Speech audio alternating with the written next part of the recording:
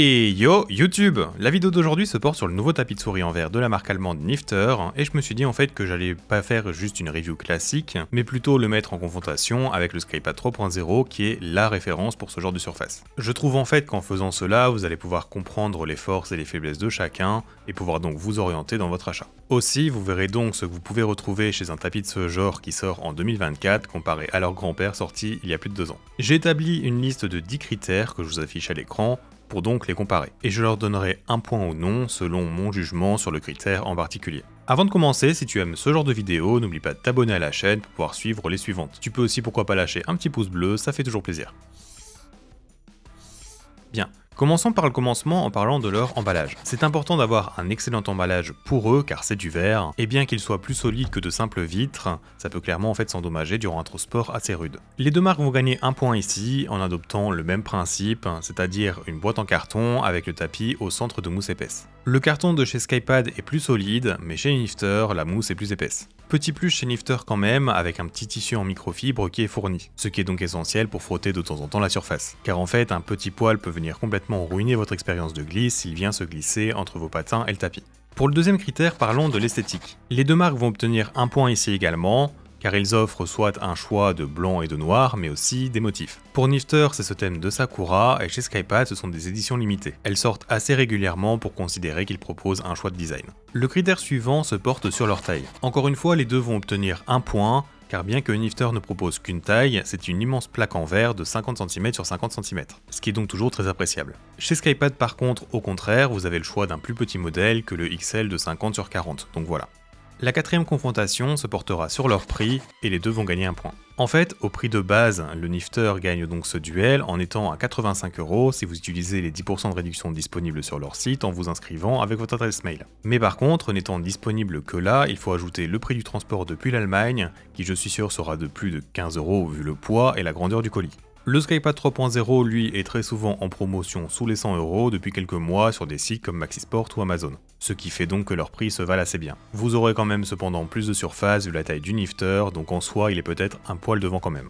Enchaînons avec le cinquième critère qui sera la base adhérente. C'est ici que le premier écart va se faire parce que je vais donner un point au Nifter mais pas au Skypad. La différence ici c'est que l'un a une application intégrale de caoutchouc sur le dessous, qui est très fine d'ailleurs, et l'autre il s'agit de 4 petits ronds. Ce n'est cependant pas sur l'adhérence de ces ronds que le Skypad va perdre son point, car au final c'est une plaque en verre de plus de 2 kg, donc même avec ça je vois mal comment le tapis pourrait bouger à part avoir un bureau vraiment glissant. Mais pour moi c'est le fait que la surface peut se plier légèrement si vous mettez de la pression dessus. Et pour une surface qui se veut rigide et très glissante, de mon point de vue il ne devrait pas pouvoir s'incliner ne serait-ce que d'un peu. Tous les nouveaux tapis en verre comme le Super Glide, le Pasmith Handpress, le eSport Tiger Lotus, le Asus ROG Moonson Ace, le Razor Atlas et j'en passe utilisent le même genre de base que le Nifter à présent. C'est ainsi que nous passons sur le sixième critère qui est l'épaisseur. Et ici, à l'inverse, c'est le Skypad qui va prendre un point alors que le Nifter n'en gagnera pas. En comparaison avec les autres tapis que je viens tout juste de citer, le Nifter est le plus épais. Ce n'est pas au point où c'est dérangeant, notamment car ils ont réussi à avoir une base adhérente très fine, mais le tout est quand même plus épais et cela se ressent facilement. Certaines personnes jouent vraiment avec le poignet au bord du tapis par moment, et avoir une surface solide épaisse, c'est quelque chose qui peut déranger. Encore plus donc si vous voulez jouer sans manchette. Spoiler alerte, mais globalement c'est la seule chose d'un peu négative que je peux trouver sur ce tapis. Vu qu'on a parlé des manchettes, passons au septième critère qui sera l'accroche sur la peau. Comme vous le savez sûrement, l'un des contre-coups de jouer sur du verre, c'est d'avoir ce verre très froid rentrer en contact avec votre peau bien plus chaude. Cela va faire donc qu'il va coller à la surface, entravant plus ou moins vos mouvements selon votre niveau de transpiration, etc. qui vont s'ajouter. Et bien pour ce critère, je vais donner un demi-point au Nifter et aucun au Skypad.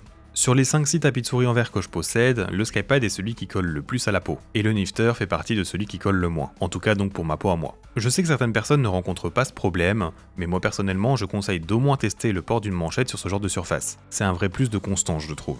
Bien que le Nifter colle moins, rien que pour toujours avoir la même très bonne glisse et surtout laisser moins de sueur ou de saleté sur la surface, j'ai personnellement préféré utiliser une manchette dessus tout de même. Pour le huitième critère, comparons le ressenti de leur surface. Le Nifter va gagner un point complet, mais je vais n'en donner qu'un demi pour le Skypad. Les ressentis des surfaces, c'est quand même quelque chose de personnel bien sûr, mais ils ont vraiment un ressenti bien différent en termes de smoothness. Le Nifter est en fait vraiment très lisse et très fluide en termes de glisse. Et l'avantage à cela, c'est qu'il va permettre à plein de patins d'être agréables dessus. Alors que pour le Skypad, pour avoir un bon résultat en termes de ressenti, il faudra la plupart du temps toujours remplacer les patins de votre souris. C'est donc pour cette raison qu'ils n'ont pas la même note. Si je devais faire découvrir la sensation de glisse du verre à 100 personnes en proposant ces deux tapis, je suis sûr que la majorité des gens vont préférer le feeling de glisse du Nifter. C'est une glisse plus agréable et plus douce sous les patins, tout simplement.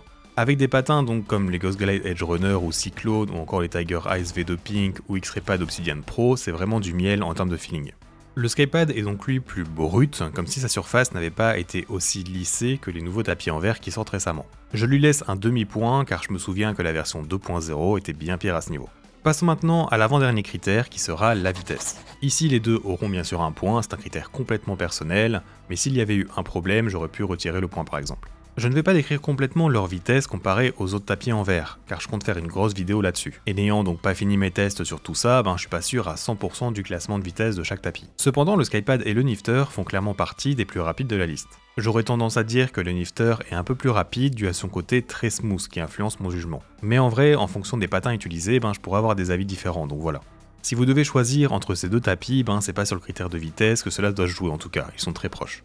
Et pour le dernier critère, il s'agit de mon avis subjectif sur ces deux tapis. Je vais donner un demi-point au Skypad et aucun à celui de Nifter. En fait, tout simplement, j'ai d'autres tapis en verre que je préfère à ces deux-là. Et le Skypad est devant car je me suis senti plus en sécurité dans mon aim dessus. Le Nifter, avec sa vitesse et son côté très smooth, m'a fait en fait avoir une aim un peu tremblante par moment, que j'ai donc moins remarqué sur le Skypad.